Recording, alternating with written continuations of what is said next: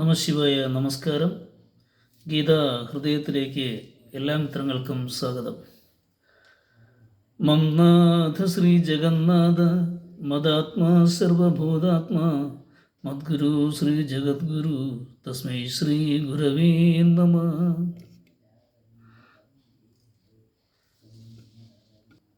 ജ്ഞാനകർമ്മ സന്യാസ യോഗമെന്ന അധ്യായത്തിൻ്റെ 21 ശ്ലോകം വരെയാണ് നാം ശ്രദ്ധിച്ചത്. അവിടെ കർമ്മം ചെയ്യുന്നതിനെ പറ്റിയും കർമ്മത്തെയും അകർമ്മത്തെയും വികർമ്മത്തെയും പറ്റിയൊക്കെയാണ് ശ്രദ്ധിച്ചു കഴിഞ്ഞു. അപ്പോൾ അവസാനമായ ശ്ലോകത്തിൽ നാം ശ്രദ്ധിച്ചത് നിഷ്കാമകർമ്മം, ഇന്ദ്രിയ നിഗ്രഹം ചെയ്ത് കർമ്മം ചെയ്യുന്നയാളെ കേവലം ശരീരം കൊണ്ട് മാത്രമാണ് അയാൾ കർമ്മം ചെയ്യുന്നത്, അയാളെ പാപമോ കളങ്കമോ ഒന്നും തന്നെ ബാധിക്കുന്നില്ല എന്നാണ് നാം ശ്രദ്ധയെടുത്ത 22 ശ്ലോകം നമുക്ക് നോക്കാം. യദൃച്ഛാലാഭസന്തുഷ്ടോ ദ്വന്ദ്വാതീതോ വിമസ്തരഃ സമ സിദ്ധാവസിദ്ധൗ ച കൃത്വാപി ന നിബധ്യതേ. ഈ ശ്ലോകം പറയുന്നത് എതിർച്ചയാൽ ലഭിക്കുന്നതിൽ തൃപ്തിയുള്ളവനും ദ്വന്ദ്വാതീതനും മാത്സര്യമില്ലാത്തവനും കാര്യസിദ്ധിയിലും അസിദ്ധിയിലും സമാന ചിത്തനുമായവൻ കർമ്മം ചെയ്യുമ്പോഴും ബന്ധനത്തിൽ പെടുന്നില്ല. എങ്ങനെയാണ്? കാര്യസിദ്ധിയിലും അസിദ്ധിയിലും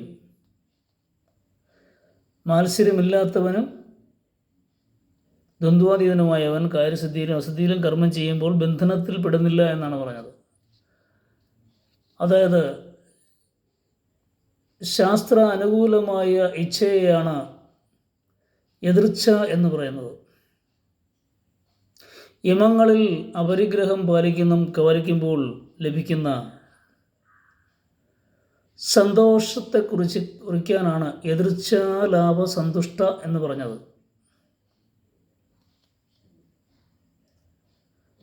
ക്രോധം അതെങ്ങനെയാണ് ദ്വന്ദ്വാതീതനായിരിക്കണം?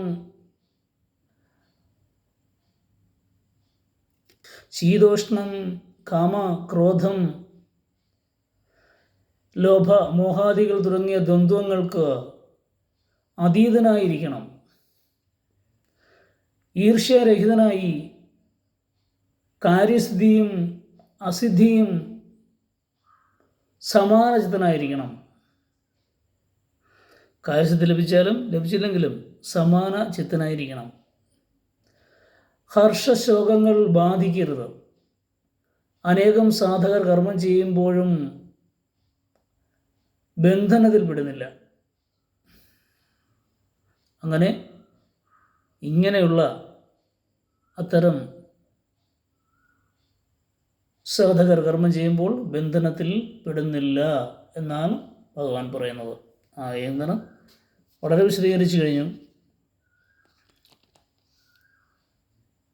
കാമക്രോധ മോഹ ലോഭാദികൾ, കാമം, ക്രോധം, മോഹം, ലോഭം എന്നീ ദ്വന്ദ്വങ്ങൾ എന്നാൽ ദ്വന്ദ്വാതീതനായിരിക്കണമെന്ന് പറഞ്ഞത്. കാര്യസിദ്ധിയിലും കാര്യം ലഭിച്ചില്ലെങ്കിലും അങ്ങനെയെല്ലാം സമചിത്തതയോടുകൂടി കർമ്മം ചെയ്യുന്ന സാധകരെക്കുറിച്ചാണ് പറഞ്ഞത്. അവരെ ഒരു ബന്ധനത്തിലും പെടുന്നില്ല, കർമ്മത്തിൻ്റെ ബന്ധനം അവരെ ബാധിക്കുന്നില്ല എന്നാണ് പറഞ്ഞത്. കർമ്മം എങ്ങനെ ചെയ്യണം, എന്തൊക്കെ ഗുണങ്ങളുണ്ട് എന്നെല്ലാം ഏതെല്ലാം രീതിയിലാണ് ഭഗവാൻ വിശദീകരിക്കുന്നത്. അടുത്ത ശ്ലോകവുമായി നമുക്ക് അടുത്ത ദിവസം ശ്രദ്ധിക്കാം. ഇപ്പോൾ മനസ്സിലേക്ക് കാണും എന്ന് വിശ്വസിക്കുന്നു.